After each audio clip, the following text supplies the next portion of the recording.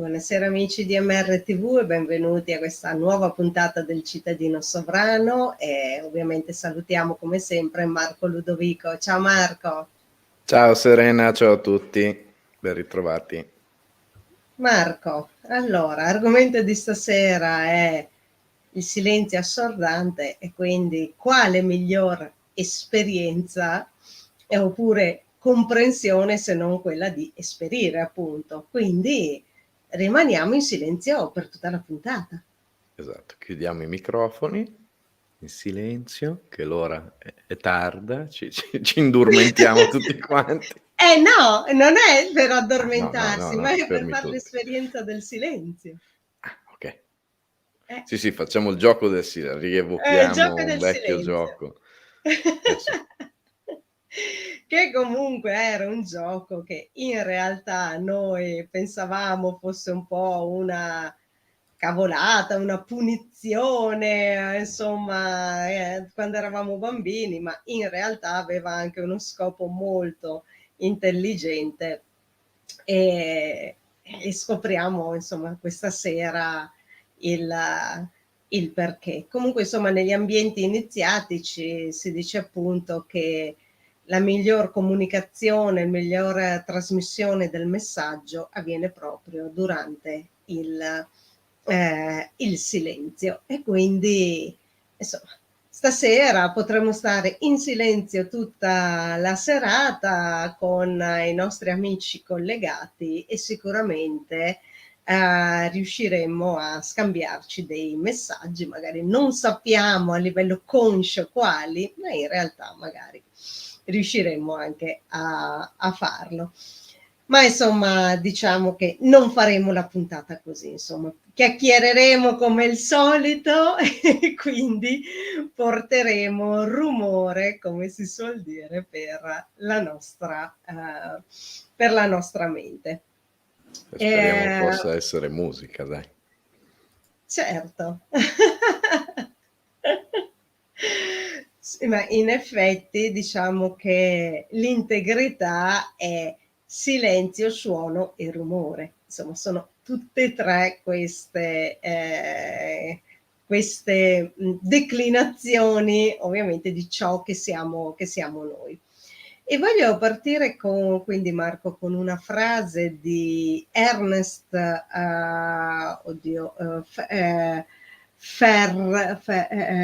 Ferstl, chiedo scusa perché non riesco neanche a dire il nome da quanto è complicato. Comunque, nome a parte, lui disse una frase bellissima che è: il silenzio non fa domande, ma può darci una risposta a tutto. E quindi io, insomma, condivido alla grande questa sua frase.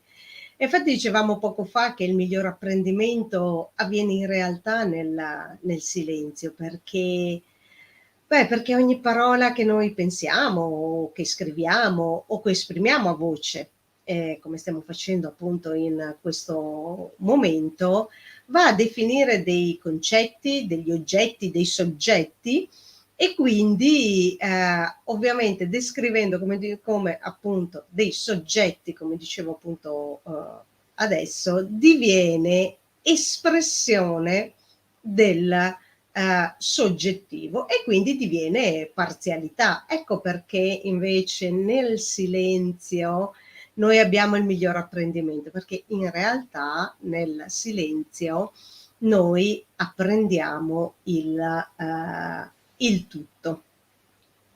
E noi esseri umani in realtà siamo programmati per l'utilizzo della parola, per l'utilizzo dei suoni e in effetti, insomma, anche se noi andiamo a approfondire le teorie delle razze radici, ne parla la teosofia e ne parla anche l'antroposofia, ovviamente, noi scopriamo che in realtà nelle prime razze radici non esisteva la parola. La parola si genera tra la terza e la quarta razza radice. Perché? Perché una volta non c'era necessità di, comunicare, ma neanche di crear la realtà a nostra immagine e somiglianza, perché una volta invece la realtà era creata a immagine e somiglianza della natura. E quindi è molto affascinante anche questa parte della parola. Quindi noi scopriamo che il suono è ciò che genera, il tutto, ciò che crea il tutto in realtà, ma questo ce lo dicono anche i testi, tutti i testi antichi che parlano di una qualsiasi genesi del mondo e dell'essere umano. E proprio perché noi generiamo, creiamo attraverso il suono e la parola, è molto importante riuscire a scoprire perché avviene tutto questo. E noi andiamo a creare in base a come ci esprimiamo, cioè creiamo la nostra realtà. Poi qua insomma magari l'aspetto lo andremo ad approfondire molto di più quando andremo a fare la seconda parte della legge di attrazione, che insomma non è argomento però di questa sera. E quindi cosa accade? Che per essere in realtà noi stessi, per generare esattamente chi noi siamo, in realtà dovremmo stare in silenzio, perché come dicevo poco fa, ogni volta che io esprimo qualcosa con la parola, in realtà escludo qualcos'altro. Quindi, perché la parola mi dà qualcosa di ben definito, quel suono mi dà qualcosa di ben definito. Un aspetto importante è che infatti i saggi, per esempio, vivono il silenzio come un'esperienza subliminale, che è l'eliminazione della confusione dei rumori artificiali, e quindi diviene una totale connessione con la natura e con la propria natura, e che sono semplicemente un'unica energia. Infatti un detto dice proprio che i saggi parlano solo se interpellati, altrimenti vivono ovviamente la loro esperienza del silenzio. Marco, Mi interpelli quindi. ti Posso interpello, tocca a te. Ma sì, ormai, da sempre più tempo, cioè, almeno per quello che vedo io, cioè è una cosa sempre più crescente, sta diventando quasi, un gesto rivoluzionario riuscire ad ascoltare un'altra persona, riuscire ad aspettare che la persona che sta parlando termini il proprio discorso per poi intervenire e dire la propria opinione, che sono teoricamente concetti molto basilari, cioè, fin dall'asilo, dalle scuole elementari, non è un caso, diciamo, che le maestre consiglino di ascoltare in silenzio la lezione, perché tendenzialmente se, la si ascolta parlottando, giocando con l'amichetto, diciamo che spesso, si tende a perdersi qualche pezzo, diciamo, o a capirla meno, mettiamola così. E in realtà poi, improvvisamente finite le scuole elementari sembra che ci si dimentichi di questa lezione, che però è basilare, cioè un qualcosa di applicabile perfino appunto dai bimbi. Quindi non si riesce bene a capire come poi vada smarrendosi strada facendo, però lo vediamo in ogni contesto, cioè lo riusciamo a vedere nella televisione, lo riusciamo a vedere nelle radio, lo riusciamo a vedere praticamente ovunque. Questa continua rincorsa e questa smania quasi al voler a tutti i costi far sentire la propria voce, ancor prima di aver ascoltato veramente cosa dice il nostro interlocutore. A me capita per esempio sempre più spesso che, di rendermi conto, cioè di assistere a una discussione magari fra 2 persone e vedere, capire, rendermi conto che quelle persone rispondendosi l'un l'altra hanno omesso di ascoltare quello che aveva detto la persona, perché dalle risposte tendenzialmente si capisce se una persona ha ascoltato quello che ha espresso l'altra persona e se l'ha capito, oppure se l'ha frainteso. E sempre più spesso dalle risposte sembra molto evidente che ci sia proprio una mancanza totale di ascolto, tale per cui le 2 persone non si trovano più a dialogare fra di loro, ma si trovano a dire ciò che pensano di dover dire. Ma a quel punto stanno parlando praticamente davanti a uno specchio, cioè non stanno più parlando fra di loro, non stanno più interagendo. E quindi, si crea questo ossimoro poi del titolo della puntata, perché si crea una sorta di silenzio assordante, perché tutto ciò che si crea sostanzialmente diventa assolutamente cacofonico, assolutamente assordante. Cioè sentire 2 persone che parlano fra di loro, ma che palesemente non stanno interagendo fra di loro, è assolutamente assordante, cacofonico, e allo stesso tempo è assolutamente pari al silenzio assoluto, perché è venuta meno la base principe, che è proprio quella della comunicazione, dell'interazione fra le 2 persone. Serena, dove sei andata in questo periodo? Ti sei ho visto che C'è la connessione un po', c'è la connessione un po' ballerina. così stasera. Sì, l'ho cambiata, ma lo stesso è un po' così. Vabbè, insomma, speriamo che nel Infatti io frattempo all'inizio, quando ho regga. iniziato a parlare, dicevo: "Mamma mia che cose interessanti che sto dicendo", e lì ferma come una statua, va come mi sta ascoltando proprio, non batte neanche le ciglia, è proprio una roba. Appunto, perché tu hai parlato di ascoltarsi e quindi ovviamente hai parlato di questa parte dell'ascolto che, se ti ricordi Marco, l'avevamo anche già, adesso non so se magari l'hai accennato perché mi son persa ovviamente qualche minuto. L'avevamo già accennato in un'altra anche puntata del fatto appunto che noi tendiamo a voler sempre dire la nostra senza ascoltare gli altri, quando in realtà è proprio nel nostro silenzio e quindi nell'ascolto verso l'altro che noi impariamo tantissimo. Quindi c'era anche quella famosa frase del Dalai Lama che diceva: quando parli stai solo ripetendo ciò che sai, ma se ascolti puoi imparare qualcosa di nuovo. Ecco, quindi Ed era già generoso, l'ascolto come scusa?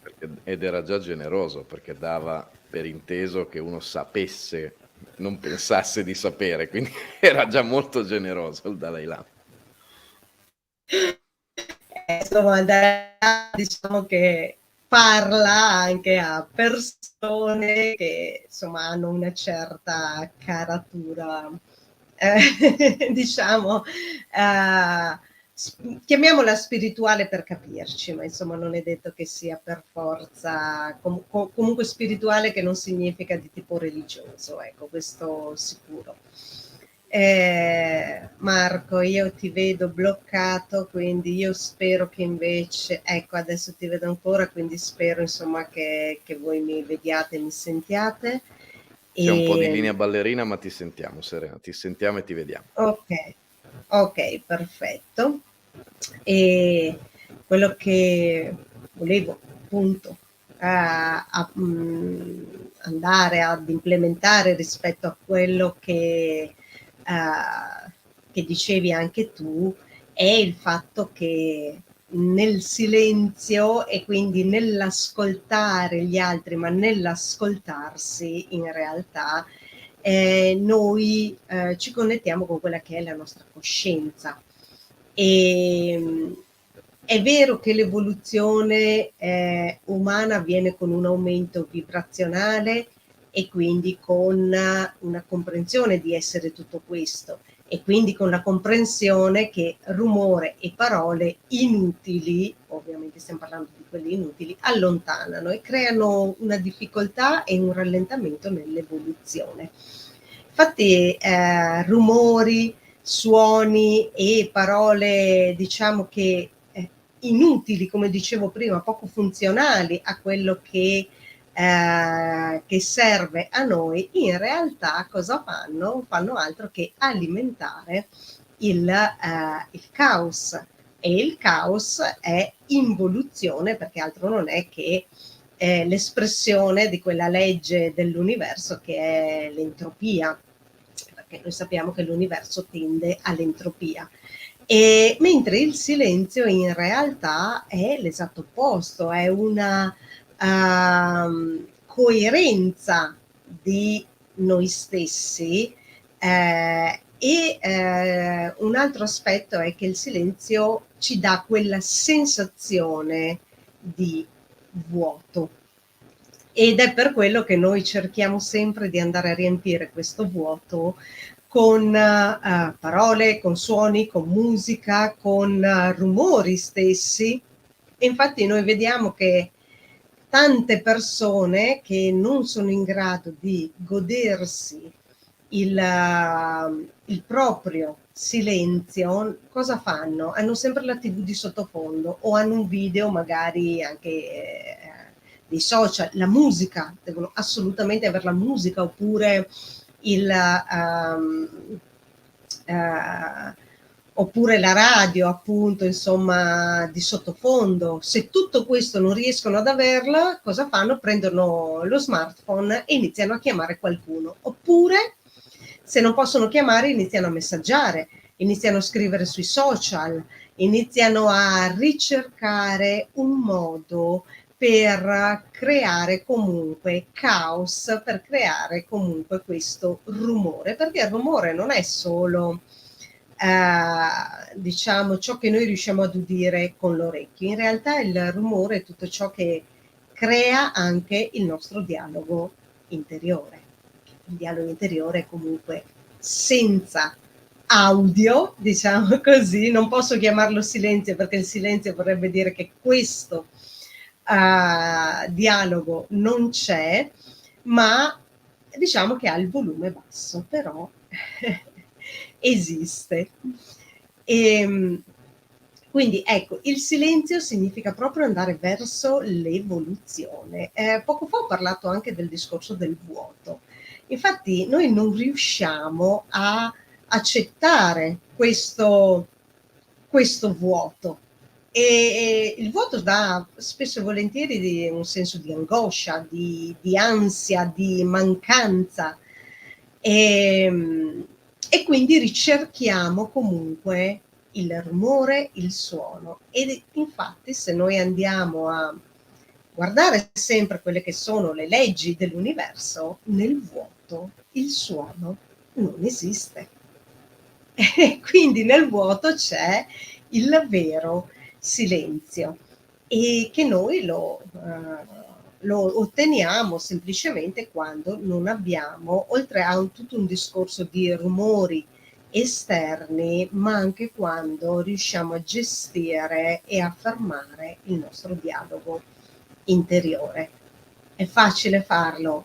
No, però come tutte le cose, se vogliamo arrivare al silenzio interiore, dobbiamo comunque allenarci, addestrare noi stessi a tenere la mente silenziosa. Marco. Allora, intanto avevo una piccolissima comunicazione di servizio per Francesco. Non so che problema ci sia stato, però se mi segnali l'account principale proviamo a controllare. Poi una volta finita la puntata proviamo a controllare. E detto questo, bisogna vedere anche se è una forma di autodifesa quella dell'allontanamento del silenzio, perché appunto solitamente è molto più semplice pensare con il silenzio e non con molto rumore. Quindi in questo momento non è semplicissimo e forse neanche bellissimo pensare, perché se ci guardiamo un po' intorno, diciamo che tendenzialmente ci possono essere molte cose negative che fanno in modo che i pensieri non siano propriamente dei migliori. E, e, e quindi forse è anche un po' una forma di autodifesa sostanzialmente, nel momento in cui io mi sforzo di creare un costante rumore di fondo, quale che sia, impedisco che ci sia del silenzio e riesco anche molto probabilmente, molto più facilmente a non pensare per davvero. E l'altro concetto importante è quello che dicevi del riempimento del vuoto. Diciamo che, è un concetto di per sé appunto molto nobile se lo si applica bene, perché se io vedo che ho il frigo vuoto, ma a tutti i costi, in virtù della necessità di riempimento, penso di riempirlo mettendoci dentro un triciclo o una chitarra o altre cose, tendenzialmente potrei finire col constatare che sto ancora male. Questo concetto l'abbiamo ripreso tante volte declinandolo con successo, soldi, potere e altre 1000 cose, tali per cui anche quelle persone che tendenzialmente avevano raggiunto ognuno di questi punti poi magari arrivavano all'apice e incomprensibilmente erano più depressi di quando eran partite. E qui vale più o meno la stessa cosa e tendenzialmente il fatto di avere un pochino di silenzio e riuscire a concentrarsi bene, a capire, quale sia quel famoso vuoto da riempire, che non è per tutti uguale, e tendenzialmente potrebbe aiutare appunto a non riempire frigoriferi con tricicli o biciclette. Quindi potrebbe portare realmente, più che a un riempimento del vuoto in valore assoluto, a una soddisfazione di quelle esigenze, di quei bisogni e di quei vuoti che ognuno di noi prova. Quindi sarebbe un gran bell'esercizio quello di riuscire finalmente a riuscire ad ascoltare se stessi, prima ancora di quello sarebbe l'apoteosi, riuscire anche a sentire qualcun altro, ma almeno diciamo iniziare con il sentire davvero se stessi e di non cercare di riempire quel vuoto con quello che in teoria si pensa che sia giusto, perché la maggioranza delle persone pensa che sia giusto così.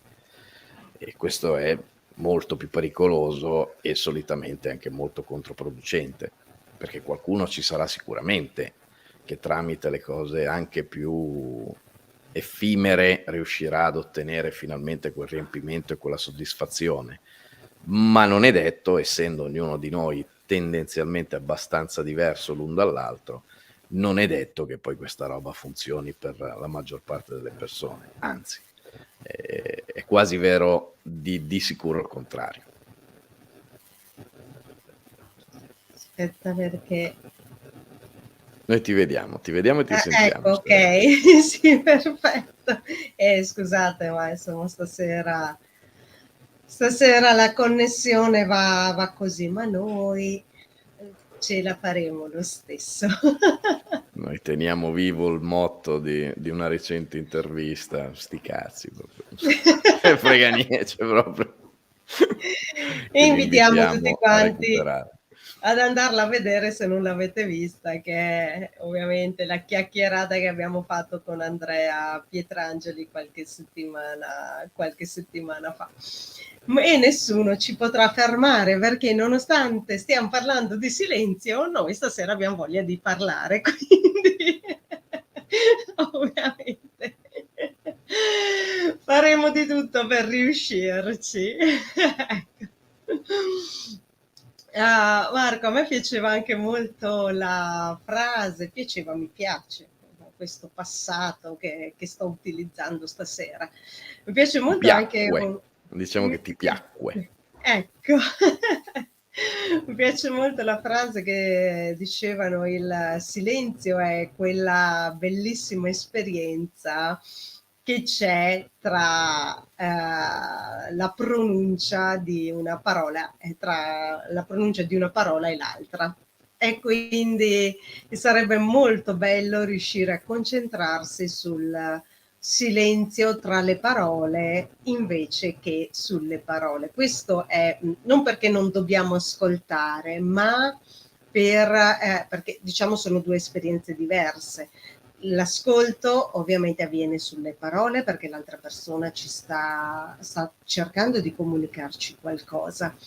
Ma se vogliamo invece riuscire a fare veramente l'esperienza del silenzio, una delle pratiche che viene consigliata in alcuni ambienti iniziatici è proprio quella di concentrarsi nel silenzio tra una parola e l'altra, che è una cosa ancora più difficile che ascoltare le parole stesse. Marco, io voglio anche riportare un attimo una frase che per me è sempre stata molto interessante e che mi ha dato tanti spunti di riflessione quando l'ho sentita la prima volta. Ed è una frase del documentario Lo sfidante di Giulio Achilli. Non so se anche i nostri amici hanno avuto modo di guardarlo, non so te Marco, insomma, se lo conosci. Sì, Secondo io me devo ringraziare la nostra amicissima Alessandra Tucci che me l'ha suggerito un mesetto fa proprio questo video, me lo sono guardato con sommo piacere. sì, un brevissimo documentario di sole 3 ore e mezza che è stato fatto da Giulio Chili ancora un bel po' di anni fa, tra l'altro, ma esiste anche, poi hanno fatto la trascrizione, esiste anche il libro, se insomma qualcuno vuole approfondire la cosa. Il documentario invece si trova libero su YouTube. Ed è stato uno dei primi documentari che io ho visto quando ero, insomma, quando mi sono approcciata un po' a queste tematiche in maniera, diciamo, seria, ecco, diciamo così. E lui parla della pratica del silenzio interiore. Per chi non lo conosce, Lo sfidante è un documentario che parla proprio di come funziona la nostra mente, la differenza tra la mente di superficie e la mente profonda, e che la nostra mente di superficie in realtà è gestita da questo caos, da questo rumore continuo nel quale siamo immersi costantemente. E lui definisce la pratica del silenzio interiore in questa maniera. Cioè, come si fa a praticare questo silenzio? Erogando la nostra totale attenzione su ciò che sta accadendo in questo momento, riorientando il più possibile ed il più lungo possibile l'attenzione che concediamo ai pensieri della mente di superficie verso le percezioni dell'istante presente raccolte dai nostri sensi. Quindi significa che il silenzio interiore si ha in quella pratica che Gurdjieff parlava come, cioè la definiva come presenza di sé. Più noi siamo presenti a noi stessi, più viviamo il momento, l'istante presente, cioè l'adesso di Eckhart Tolle o l'Hic et Nunc dei nostri antichi romani, oppure il qui e ora come lo definiscono gli orientali. E cosa significa? Quando io sono in presenza totale di me stessa, cioè in presenza o comunque erogando, come dice, la totale attenzione a ciò che sta accadendo in questo momento, io sono nel silenzio interiore e quindi la mia attenzione è completamente su di me. Io mi percepisco esattamente come sono in realtà nel tempo e nello spazio. E infatti quando noi siamo in presenza di noi stessi, in realtà abbiamo anche la percezione rallentata del tempo, anche se in realtà non è così. Ma perché avviene questo? Perché poniamo l'attenzione su chi siamo noi e quindi non abbiamo la frenesia di tutte quelle vibrazioni esteriori che hanno la meglio, diciamo, su di noi nella nostra quotidianità, facendoci perdere poi, tra l'altro, la cognizione di chi siamo noi. noi possiamo percepire l'esatto contrario della presenza a noi stessi, per esempio, e questo sarà capitato un po' a tutti, per esempio quando siamo in macchina dobbiamo andare in un posto, ma in realtà automaticamente ci dirigiamo da un'altra parte. Ecco, questo ero sovrappensiero, esatto. Il sovrappensiero però è ciò che rappresenta lo stato comune dell'essere umano.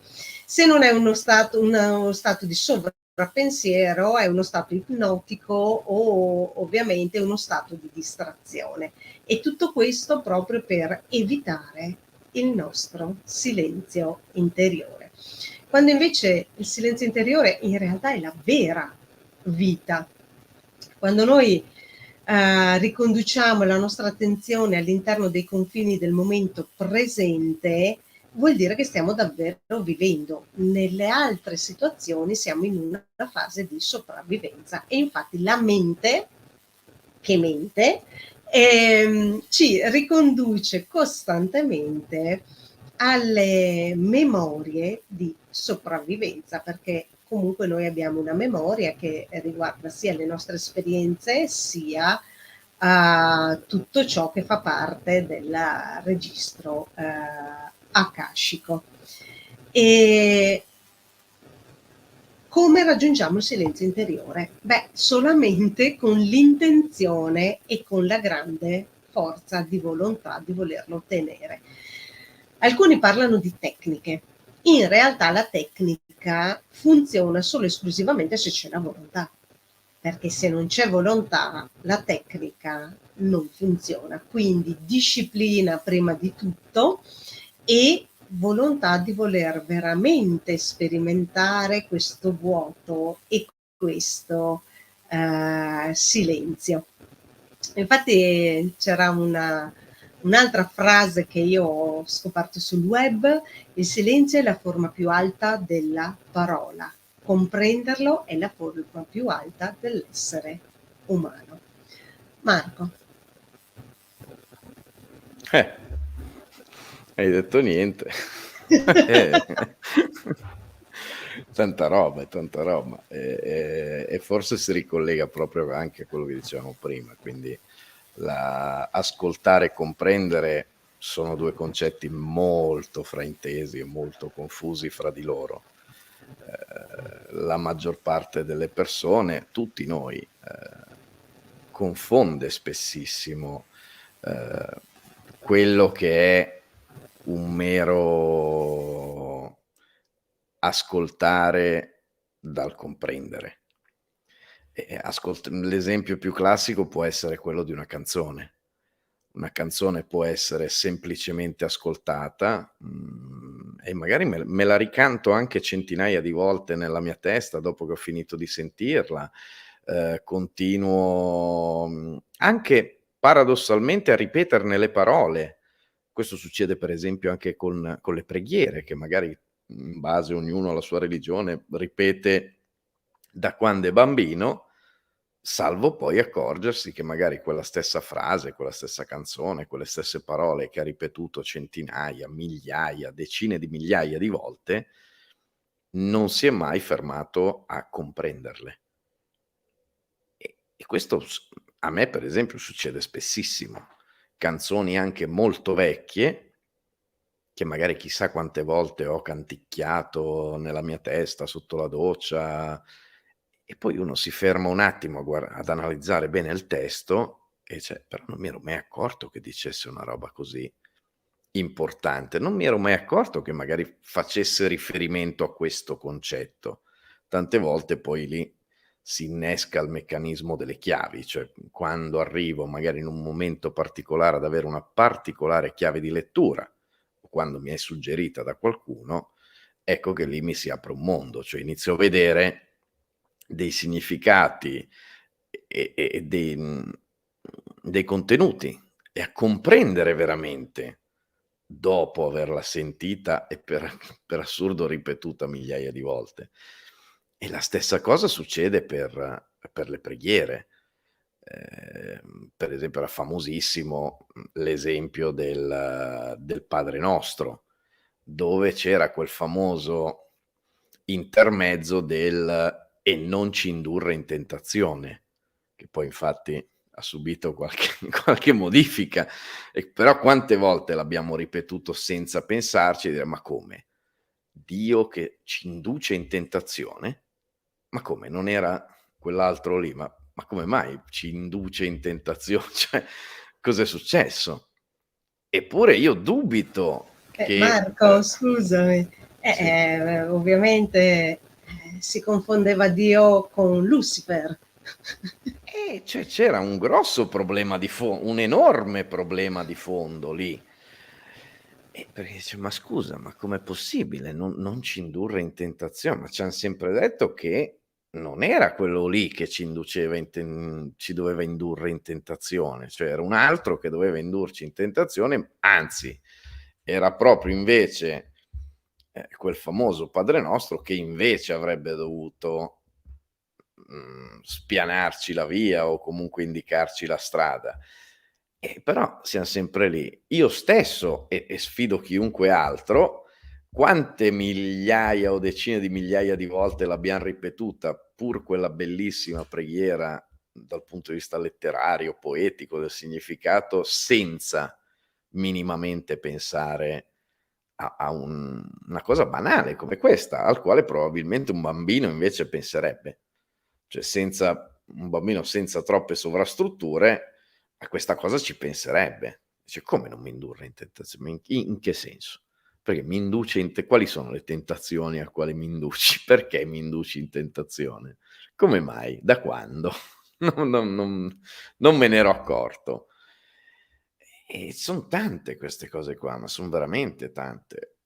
Un altro esempio, e chiudo, può essere quello che stiamo analizzando e di cui parleremo probabilmente poi anche domani, relativo ai film.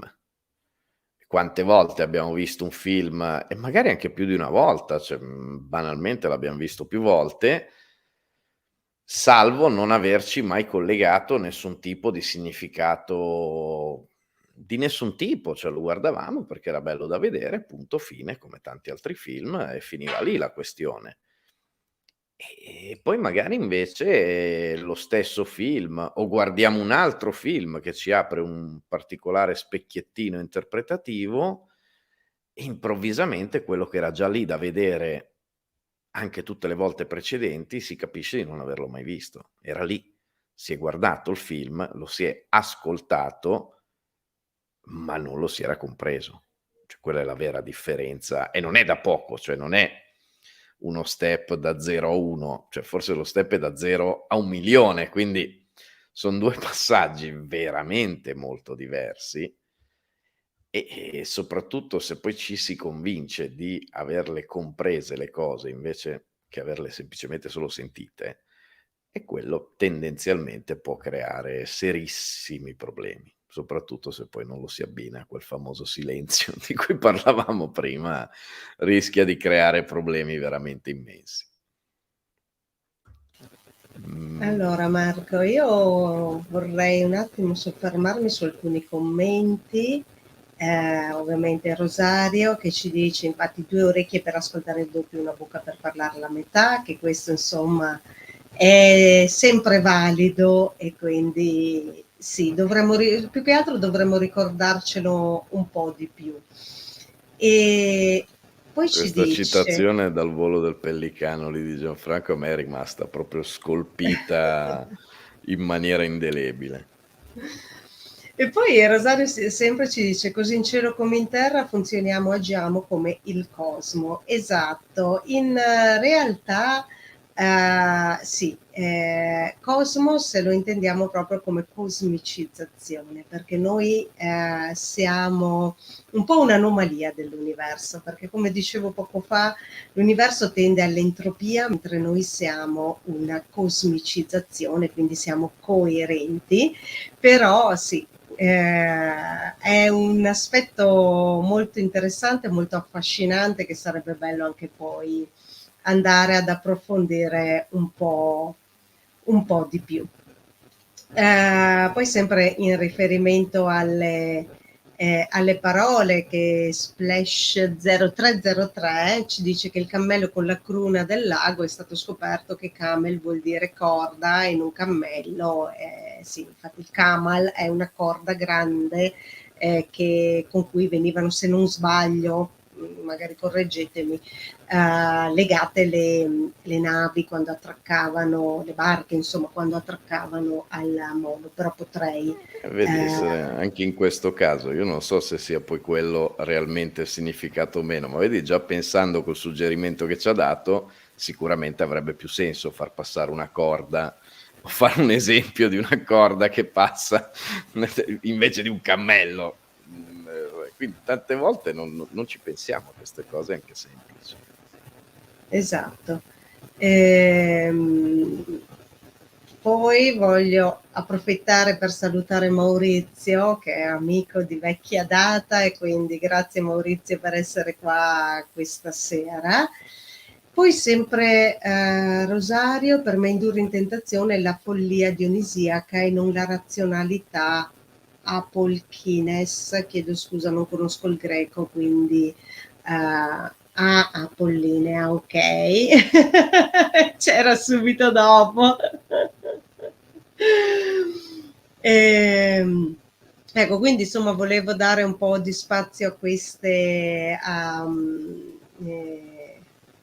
scusa, poi c'è anche il guio, è che anche se si scopre che è una corda, tutto resta immutato. Ok. Il guaio forse. Sì, ma ovviamente lo scopro dopo che ho letto la frase. Allora, tornando al discorso del silenzio, intanto grazie a tutti quanti, ovviamente anche i messaggi che non ho ancora letto, comunque grazie a tutti quanti che state scrivendo e che partecipate come sempre attivamente alla trasmissione. E volevo fare ancora un'ultima, insomma, chiosa su quello che è il silenzio, che sono quelle che sono delle ricerche, ma anche delle sperimentazioni che sono state fatte in merito alle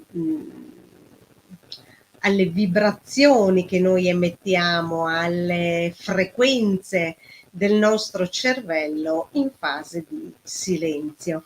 Quando noi siamo un gruppo di persone e siamo in silenzio, per silenzio si intende però la mente ferma, non si intende il dialogo interiore, cioè solo abbassare il volume, ecco, giusto per intenderci. Ma quando si è nella fase del qui e ora, quindi la mente vuota e si è in gruppo, si è visto che le frequenze cerebrali delle varie persone vanno in fase, cioè sono tutte quante uguali o comunque molto molto simili. Quando invece si è in fase di dialogo o dialogo interiore, dialogo invece magari proprio esternato a parole, a voce, oppure immersi nel rumore, per quanto si tenda ehm, a voler comunicare, in realtà queste frequenze, queste emesse dai nostri cervelli, sono molto diverse. Questa conferma che la miglior comunicazione può avvenire proprio in fase di silenzio, cioè tramite il silenzio noi ci sintonizziamo sulla stessa frequenza e ci scambiamo comunque informazioni, pur non sapendo coscientemente cosa ci siamo scambiati. E quindi grazie Rosario. e, e quindi è molto interessante perché insomma anche gli stessi scienziati, insomma ricercatori, ci confermano come il silenzio in realtà sia la parte più elevata di noi stessi. Ma ripeto, appunto perché si arriva a quella fase di vuoto dove tutto può essere poi creato.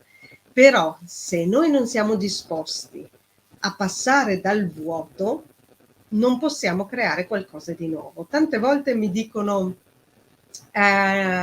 vorrei creare la mia realtà diversa rispetto a quella che sto creando ora, oppure che mi si presenta ora. Come posso fare? Beh, la prima cosa da fare è accettare, uno, il caos, cioè la distruzione del vecchio; due, creare il vuoto, cioè togliere tutte quelle macerie che sono state create con la distruzione del vecchio.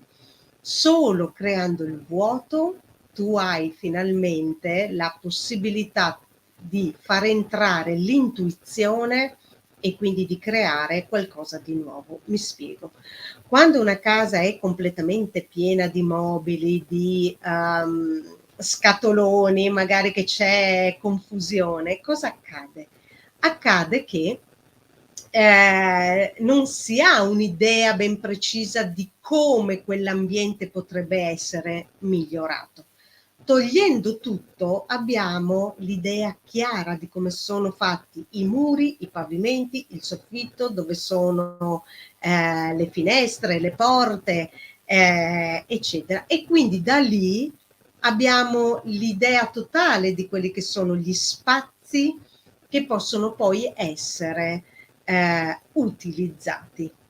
Ecco quindi che il silenzio va a rappresentare proprio questa stanza vuota. Quindi se volete creare la realtà, vostra immagine e somiglianza, dovete togliere tutte quelle tossine che il dialogo interiore continua a produrre, oppure anche tutto quel rumore esterno, perché il rumore esterno è quello che Giulio Achilli fa rappresentare dalla mente di superficie. Marco. Ah, Serena, prima hai accennato anche a un libro. Ti ricordi per caso il titolo di hai detto giustamente c'è il video su YouTube, ma poi c'è anche Sempre Lo un Sfidante. okay, sempre Ok, intitolato Lo sì, sì. Sfidante. Okay, okay. Lo No, perché Sfidante io per lo esempio non lo trovate. conoscevo, Ah, sì, sì. quindi me lo andrò a comprare più che volentieri. Sì, secondo me è Oh, uno c'è dei. Rosangela. Ciao Ciao Rosangela. Rosangela, benvenuta tra di noi. Sì, allora lui ha creato praticamente un bel po' di anni fa, aveva fatto questo documentario con il PDF che lui insomma dava Mh-mh.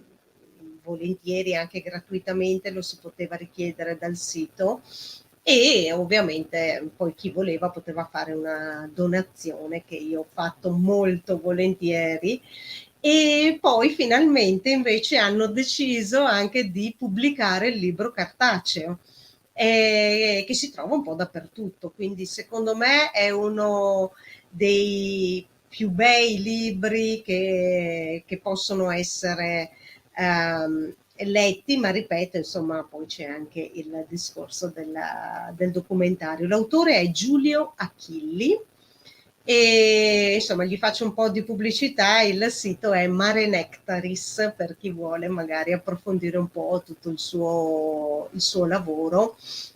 Un altro bellissimo documentario che lui ha fatto è Io sono origine, e che è proprio improntato sulla legge di attrazione, quella che diciamo noi chiamiamo legge di attrazione, ma che in realtà è una legge universale ben specifica, come abbiamo già detto nella prima puntata sulla legge di attrazione che abbiamo fatto qualche mese fa, e che insomma prossimamente faremo la seconda parte.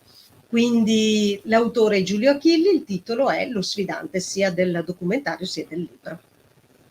Ecco, fatto un po' di pubblicità progresso. E Non magari ce sono ne fossero di pagata. più di 'ste pubblicità.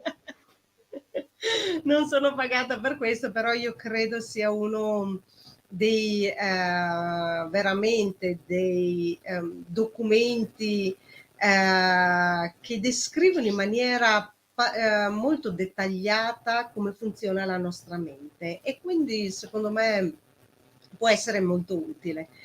Tra l'altro il documentario secondo me è fatto anche molto molto bene, perché ha delle pause tra un dialogo e l'altro, tra una anche magari una frase e l'altra, che non sono casuali, ma servono proprio per, come diciamo noi, metabolizzare quanto è stato detto. E quindi è veramente bello. Ecco, un'altra frase, appunto, adesso avendo nominato lo sfidante, che lui riporta è quella di John Michael Abelard, che dice: ci vorrebbero anni per convincerti a cambiare, e poi ci potrebbero volere anni per iniziare a cambiare. Spero solo ti rimanga il tempo sufficiente. Questo per dire qualcosa ovviamente in conclusione, nel senso che provate a stare in silenzio, provate a creare il vuoto e scoprirete quanto veramente tutto vi risulti più, come posso dire, più obiettivo. Scoprirete che magari certi giudizi, certe lamentele sono davvero inutili, ma rimanendo presenti, creando il vuoto della mente, scoprirete anche che i suoni poi che percepirete li sentirete diversi, i colori saranno diversi, le persone, gli oggetti scoprirete che sono veramente diversi.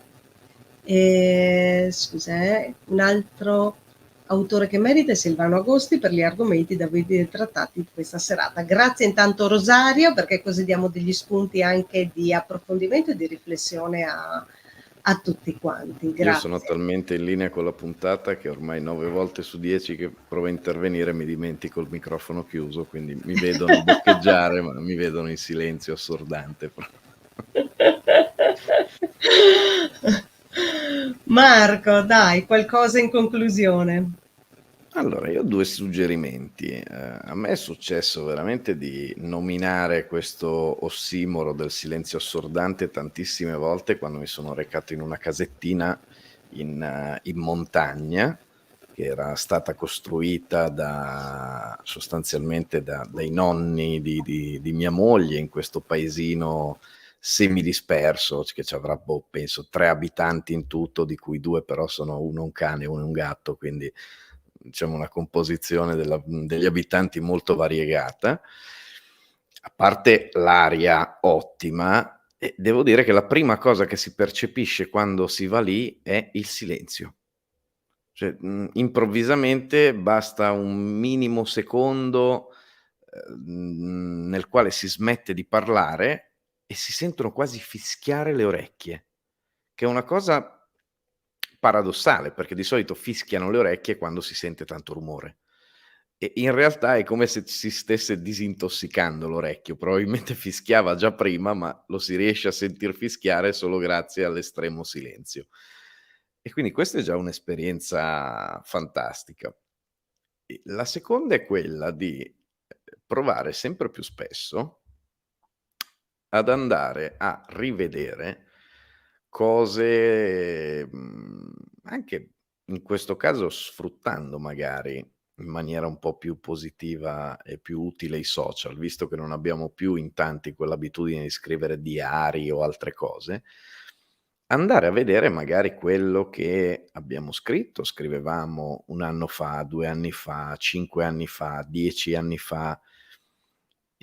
Proprio per capire a me capita molto spesso di andare a vedere magari cosa avevo sbagliato, anche dove ero assolutamente certo, che cosa magari avevo sbagliato, malinterpretato, ma non per darsi delle martellate sui piedi, diciamo, solo per intanto alimentare sempre quel dubbio che tanto bene fa.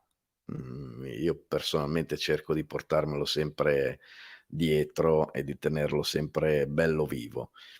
E quindi da una parte si riesce ad alimentare quel dubbio, perché grazie alla presa di coscienza di cose passate, anche del quale paradossalmente si era assolutamente certi in maniera inconfutabile, e poi magari col senno di poi invece le cose cambiano, rivedere, e questo aiuta molto.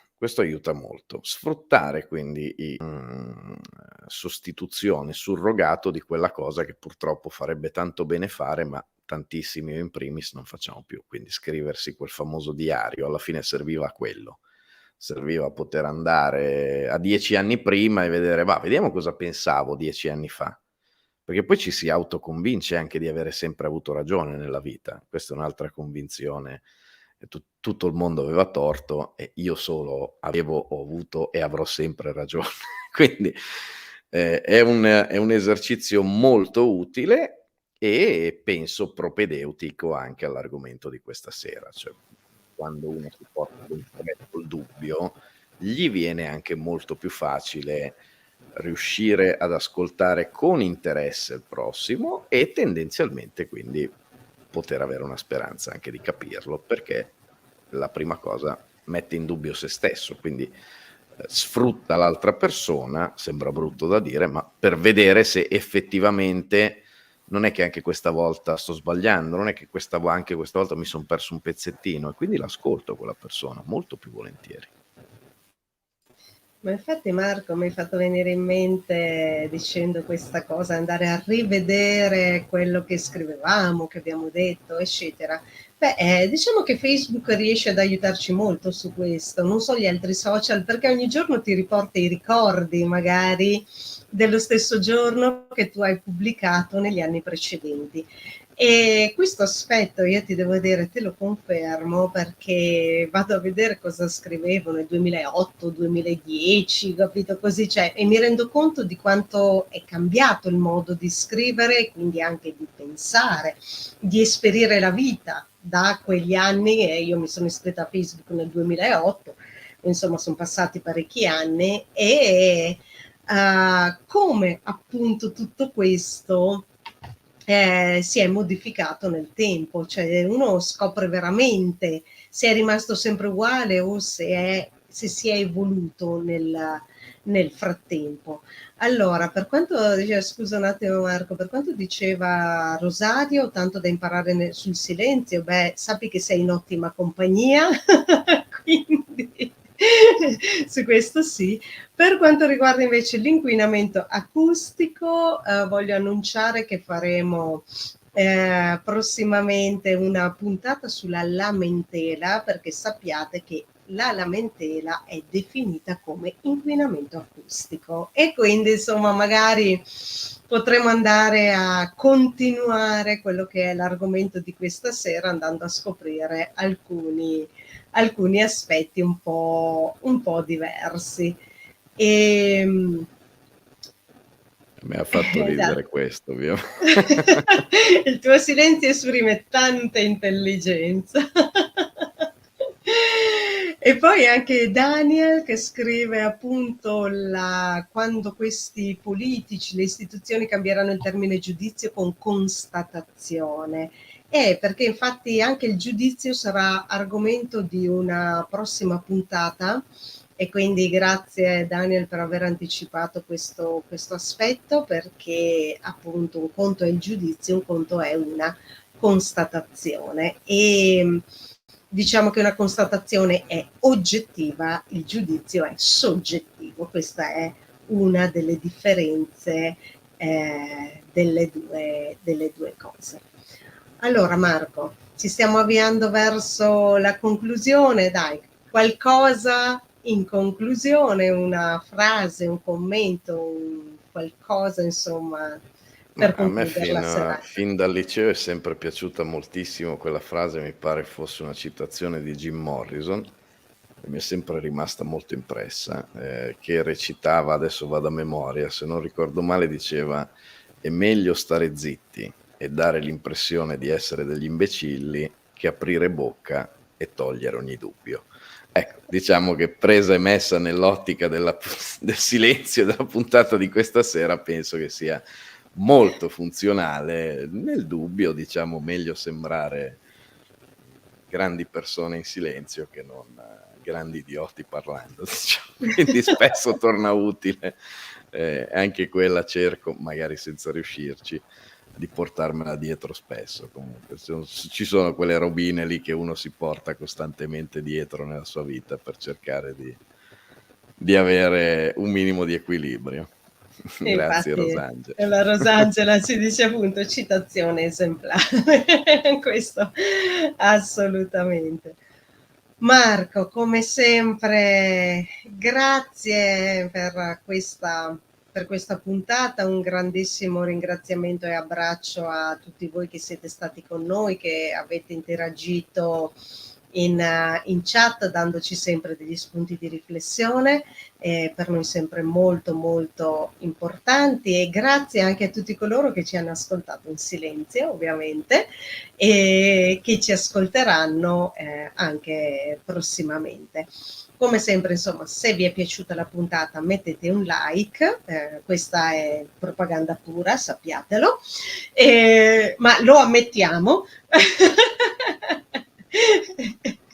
Condividete il video, come dice Marco, se vi è piaciuto, con chi, a chi volete bene, se non vi è piaciuto a chi vi è antipatico, chi volete così male.